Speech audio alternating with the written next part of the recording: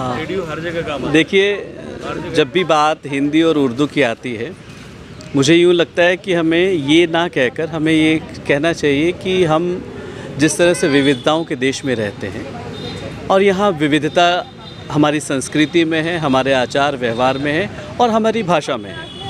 हमारे यहाँ बहुत सारी बोलियाँ हैं, बहुत सारी भाषाएँ हैं, पग पग पर पानी बदलता है, भाषा बदलती है। इसी तरह से हमने अपनी भाषाओं में लोग समाज के आसपास के वातावरण के और समय अनुसार जो बदलाव होने चाहिए उसकी कोशिश में रहते हैं। एक भाषाविद को ये अच्छा भी रहता है। इसी तरह से जब हिंदी और उर्दू की बात की जाती है तो साहित्य जगत में, और एक ज़माना था जब इसे कामकाज के रूप में देखा जाता था। आज भी देखें तो अच्छी हिंदी उर्दू बोलने वालों की बहुत ज़रूरत है ना। अलग अलग मुकाम है जिसमें चाहे रेडियो, अखबार, टीवी, बड़े बड़े मंचों पर, बड़ी बड़ी जगहों पर हमें सब लोगों की ज़रूरत है। बांटने, कहने, सुनने की इन बातों से परहेज़ करते हुए मुझे ऐसा लगता है कि जब हमारे श्री राम में या श्री कृष्ण में जब हम बात करते हैं, उनके पास 16 कलाएँ थी। आज हमारे पास 3 कला भी हो जाती है, जिसमें हमारी वाक कला है, बोलना हमें आ जाए, 3-4 भाषाएं आ जाए, लोग में हम सब श्रेष्ठ माने जाने लगे हैं। तो इस तरह से कुछ कलाओं को सीखते हैं, उसमें ही भाषा भी है। तो भाषा जितनी ज़्यादा से ज़्यादा आप सीखें, मैं यकीन दिलाता हूँ अलग अलग जगहों पर उसका बहुत आपको मदद मिलती है। आज गंगा जमुनी तहज़ीब को लेकर उर्दू के इस प्रोग्राम में डॉक्टर मंजीत सिंह ने, प्रोफेसर पुष्पा मैम ने और हिंदी विभाग, उर्दू विभाग ने मिलकर जो काम किया है, मैं बहुत दिल से शुक्रिया इनका अदा करता हूँ। और इस तरह के बहुत सारे प्रोग्राम्स होते रहने चाहिए जहाँ पर हम अपनी भाषाओं के बारे में ज़िक्र करते रहें, कोई मतभेद है उसे हटा दें और मिलजुल कर हम साहित्य जगत को और ज़्यादा सुदृढ़ करें, जिसके लिए ज़रूरी है कि सभी भाषाएं उसमें कंट्रीब्यूट करेंगी। तो उम्मीद है मेरी ये बात अपने लोगों तक पहुँचे और जो मुझे सुन रहे हैं कि हम लोग भाषाओं को सीखें ज़्यादा से ज़्यादा। मुझे अभी अरबी कभी नहीं आती थी, लेकिन बहुत सारा लिटरेचर अरबी में है। मुझे जब मालूम पड़ा एज ए पत्रकार, तो मैं उस लिटरेचर को सीखने के लिए, जानने के लिए अरबी सीख रहा हूँ। ऐसी संस्कृत पर जब हमने 8वीं 10वीं में पढ़ी, तो जहाँ जहाँ जो चीज़ लगती, ज़रूरत के हिसाब से हमें इन भाषाओं को भी ध्यान में रखना है, समाज को आगे ले जाना है। धर्म जात के आधार पर कोई भाषा नहीं होती साहब। भाषा एहसासों के लिए है, उसमें एहसास नहीं है तो भाषा भी नहीं है। मर्यादा, एहसास, तहज़ीब, संस्कृति, यही हमारी आप तक गुजारिश है कि भाषाओं को इस ढंग से देखें, इसे निभाएं, इसे मोहब्बत दें और इसे अपनाएं। शुक्रिया। आज गंगा जमुनी तहज़ीब के ऊपर एक सेमिनार जो अटेंड किया, उसमें यही मैं कहूँगा स्टूडेंट्स के लिए कि जो भाषा है उसकी कोई भौगोलिक सीमा नहीं होती है, या हम उसको किसी एक धर्म से नहीं बांध सकते, किसी एक स्पेसिफिक कल्चर से नहीं बांध सकते।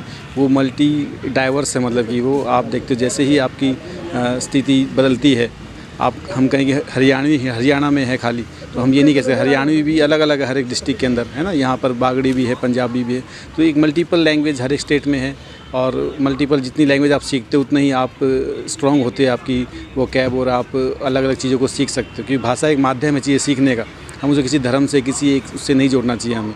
और इसका कमर्शियल स्कोप भी बहुत ज़्यादा, आप देखते हो जितने भी गाने बनते हैं, जो स्टोरीज़ लिखी जाती है हॉलीवुड में, बॉलीवुड में, वो सारी वो लिटरेचर का ही पार्ट है, और उन्हीं के ऊपर मूवीज़ बनती, गाने बनते, और उसके इतने उसमें मिलियंस व्यू आते हैं। तो यानी कि आप कविताएँ लिख रहे हो तो वो गाने भी कविताएँ हैं, राइम्स हैं। आप उसको प्रॉपर वे से लिख रहे हो, प्रॉपर आपको इसमें अगर टैलेंट है आपका, उसमें बहुत ज़्यादा स्कोप है ना। जैसे एक टैगलाइन आती है अमूल की, अमूल दूध पीता है इंडिया। वो जस्ट 4 शब्द, लेकिन उस लाइन के उसने इतने पैसे क्लेम किए कंपनी से, है ना। यानी कि इसमें स्कोप है, लैंग्वेज में बहुत ज़्यादा स्कोप है। लैंग्वेज को आप एज ए लैंग्वेज पढ़ते हो, हमें एज ए सब्जेक्ट नहीं पढ़ाना चाहिए इंग्लिश, हिंदी, उर्दू को, उन्हें एज ए लैंग्वेज पढ़ाना चाहिए, ताकि बच्चों को उसमें स्कोप भी पता लगे। जैसे जो विदेशी भाषा, उनका भी अपना स्कोप है, हर एक लैंग्वेज का स्कोप है, बट उसको उस वे से हम स्किल के हिसाब से उन्हें पढ़ाएँ तो बहुत ही अच्छा होगा स्टूडेंट्स के लिए। Thank you. मैं ये जो आज उर्दू दिवस मनाया हमने, ये असल तो अल्लामा इकबाल की जयंती थी 9 अक्टूबर को, 9 नवंबर को, सॉरी। तो उस दिन शनिवार, फिर इतवार होने की वजह से फिर हमने बीच में जो विद्यार्थी थे वो घर चले गए थे, तो इस कारण हमने फिर है ना, कल विद्यार्थी आए हैं तो आज हमने इसका आयोजन किया है। तो जो उर्दू भाषा है ये एक शीरी ज़बान है, मीठी ज़बान है, एक स्वीट ज़ुबान है, मतलब कह सकते हैं। ये किसी मतलब एक की भाषा नहीं है। अगर हम हिंदी में से उर्दू के शब्द निकाल देते हैं तो फिर वो हिंदी नहीं रहती, और संस्कृत में से भी हम हिंदी के निकाल देते हैं तो वो हिंदी नहीं संस्कृत नहीं रहती। इसी तरह हम उर्दू में से भी हिंदी के, फ़ारसी के, अरबी के शब्द निकाल देते हैं तो वो उर्दू नहीं रहती। तो जो उर्दू है ये मतलब एक सबकी मतलब साजली भाषा है।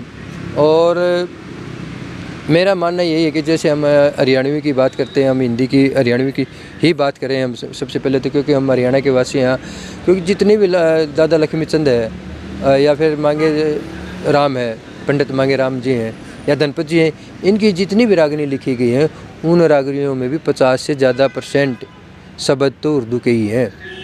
और तो हमने इस बात को मानना पड़ेगा। जो बूढ़ी अपनी चाची ताई जो गीत गाती थी ब्याह शादी में या सांझी के टाइम पे भी गीत गाती हैं, उनमें भी 50 से ज़्यादा वर्ड, मतलब एक गीत में मान लो 200 अक्षर हैं, 200 शब्द हैं, तो उसमें से तो 50 से ऊपर शब्द तो उर्दू के ही हैं और आज भी हम बोल रहे हैं। और फिर एक तरीके से हम ये कह रहे हैं कि उर्दू और जो हिंदी वो अलग अलग है ना। उर्दू और हिंदी अलग अलग नहीं, ये दोनों एक ही हैं, एक ही कोख से पैदा हुई है, एक ही इनकी माँ है, सब कुछ एक ही है। मेरा मानना यही है और आप इसका मतभेद ना करते हुए हमने दोनों को साथ साथ चल के आगे बढ़ना है।